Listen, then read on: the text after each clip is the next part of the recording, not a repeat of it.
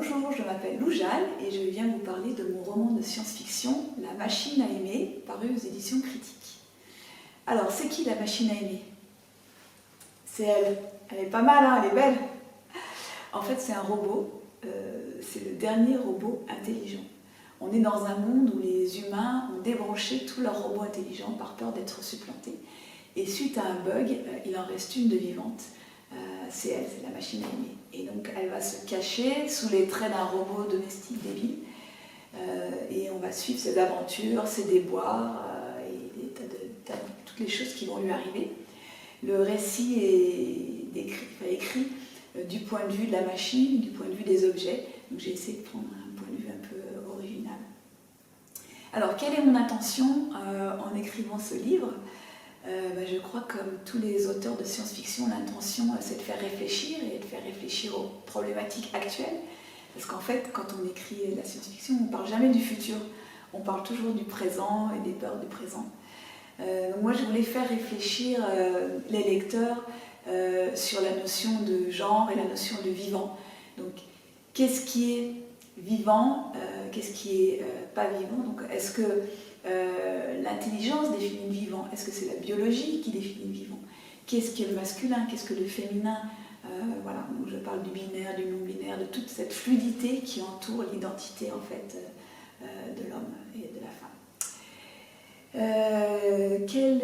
Quelles sont mes sources d'inspiration? Deuxième question. Mes sources d'inspiration en fait sont un peu philosophiques. Donc dans ce livre, il y a un thème sous-jacent qui est le thème de l'amour et il est évidemment très visible avec le titre. Donc j'essaye de parler d'amour. Donc en parallèle de l'histoire générale, il y a une machine qui aime une humaine qui aime une autre humaine qui aime une machine, des machines qui s'aiment. Voilà. Donc il y a des tas d'histoires d'amour. Et j'ai essayé en fait que chaque personnage symbolise une facette de l'amour en philosophie. Donc la machine, ça va être un symbole de philia, l'amour universel. L'humaine, ça va être le symbole de Eros, l'amour-passion. Et puis d'autres personnages vont représenter l'amour de Dieu. Il y a même un personnage qui représente l'absence d'amour. Voilà. Donc j'ai essayé en fait de mettre une petite dimension philosophique, modestement, dans ce livre pour parler d'un thème qui nous touche beaucoup, qui est donc l'amour.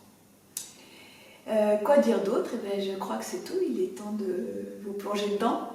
Donc vous allez le lire en quelques heures, donc pensez à moi qui ai mis quelques mois, plusieurs mois, même années à l'écrire. Donc c'est un gros boulot, voilà. Donc sachez, voilà, comme vous allez lire si vite, que j'ai mis très longtemps à l'écrire et j'ai fait du mieux que j'ai pu.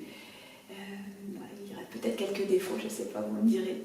En tout cas, je suis ravie que vous vous intéressiez à cet ouvrage. N'hésitez pas à me contacter sur Facebook si vous le souhaitez, ou sinon on se voit en dédicace ou dans les salons un peu partout en France. Merci à vous et je vous souhaite une bonne matinée, journée ou soirée. Cela dépend d'où vous êtes dans le monde. À bientôt, bonne lecture.